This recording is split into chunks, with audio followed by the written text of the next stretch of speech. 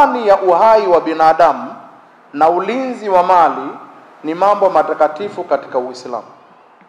Hakuna amani ya kweli inapokosekana haki na usalama wa uhai na mali. Kuua mtu mmoja ni kuondoa amani kwa jamii nzima. Namba 3, amani ya kijamii, kuishi pamoja kwa utulivu. Amani katika nchi haitegemei serikali pekee, bali ni wajibu wa kila raia. Inajengwa kwa kuachana na tabia zinazovunja umoja na utulivu wa jamii kama vile chuki, uongo na kusengenya. Ushahidi kutoka katika hadithi, Mtume Muhammad sallallahu alaihi wasallam amefafanua tabia ya muumini wa kweli ambaye ndiye nguzo ya amani katika jamii. Je, nikujulisheni muumini ni nani? Akasema, ni yule ambaye watu wanajihisi usalama kupitia yeye kwa mali zao na nafsi zao. Ufafanuzi, hadithi hii inaeleza kuwa imani na amani huenda pamoja. Muislamu mwema au raia mwema ndiye anayeleta amani kwa wengine. Kuonyesha amani ni kuepuka kila aina ya maudhi, iwe ni ya kimwili au ya maneno. Hii inahimiza kujenga imani na utangamano baina ya wananchi wote bila kujali tofauti zao za kidini, kikabila au kisiasa. Amani ni lengo la kipaumbele la dini na inapaswa kutafutwa kwa juhudi zote, pasipo kushawishwa na mtu awaye yote. Na ni bahati nzuri sana kwamba katika katiba yetu ya nchi hii tunazo haki na tunao wajibu tunaopaswa kutekeleza. Ukiangalia katika katiba ya Jamhuri ya Muungano wa Tanzania, ibara ya 21 kifungu kile cha kwanza, kila raia ana haki ya kushiriki moja kwa moja au kupitia wawakilishi walioteuliwa kwa uhuru katika kutawala nchi yake. Ni wajibu wetu ambao kila raia anayo sababu ya kushiriki. Ni haki yake, na haki ambayo imepewa kwa mujibu wa katiba, kwa mujibu wa mafundisho yetu ya dini. Mtu yeyote asikushawishi uiache haki hiyo. Mara zote tumekuwa tukisema haki na kuhakikisha kwamba wanadamu wanapata haki zao. Akitokea anayekataa au kukushawishi uache kutumia haki yako, mtu huyo anakukosea binafsi. Anakukosea wewe binafsi. Kwa maana nataka kukuambia wewe huna akili za kutosha kuweza kufahamu haki yako na kuisimamia na kuitekeleza.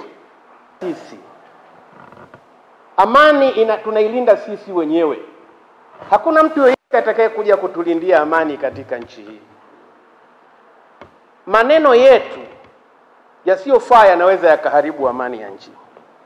Matendo yetu yasiyofaa yanaweza yakaharibu amani ya nchi.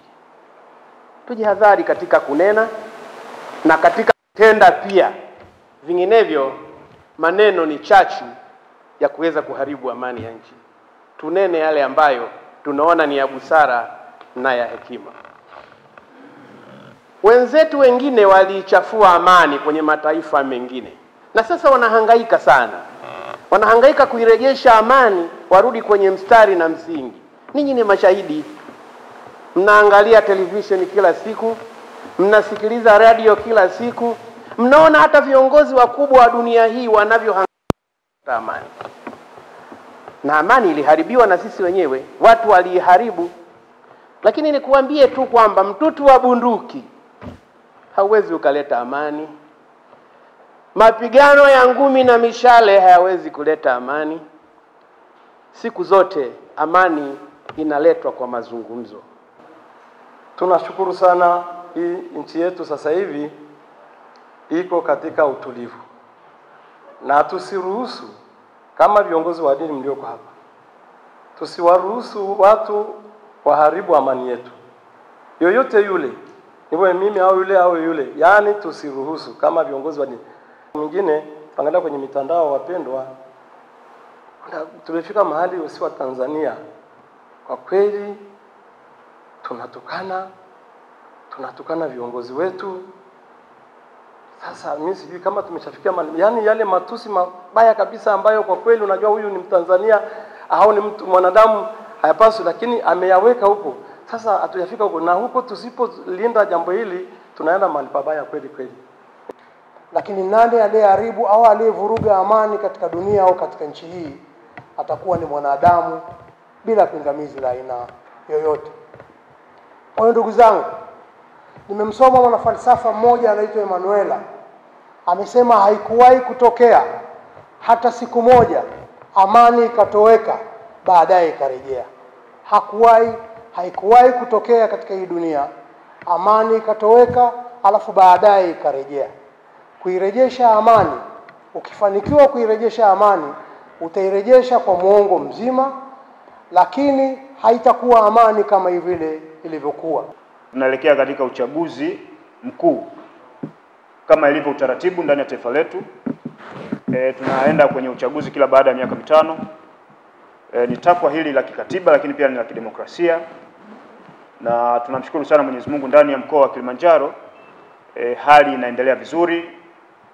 Wananchi wanaendelea kuwasikiliza wagombea vyama mbalimbali kama ilivyo ada kwenye kampeni, wanajitokeza kwa wingi kwenda kusikiliza, na tumeendelea kuhamasisha jitokeze kwenda kusikiliza ili waweze kuwafahamu vizuri sera, mipango, mikakati na maono ya vyama hivyo na viongozi, ili mwisho wa siku waweze kufanya uchaguzi sahihi na wafanye machaguo yaliyo sahihi kupata viongozi ambao watakwenda kuwaongoza katika kipindi hiki cha miaka mitano kutoka 2025 kuelekea 2030. Kwa hiyo kampeni huko zinaendelea vizuri kwa ushwari kabisa, na tunapoelekea katika uchaguzi tarehe 29 kwa maana ya Jumatano ijayo, tumebakiwa na siku 7, tunaendelea kuwasihi wananchi kuendelea kuhamasika kuendelea kusikiliza kampeni hizo, lakini pia kujitokeza kwa wingi sana siku hiyo ya tarehe 29 ili waende wakachague viongozi, kwa sababu ni haki yao ya kikatiba tena ya kidemokrasia, ili wapate viongozi ambao watakwenda kuungana nao katika kusukuma gurudumu la maendeleo.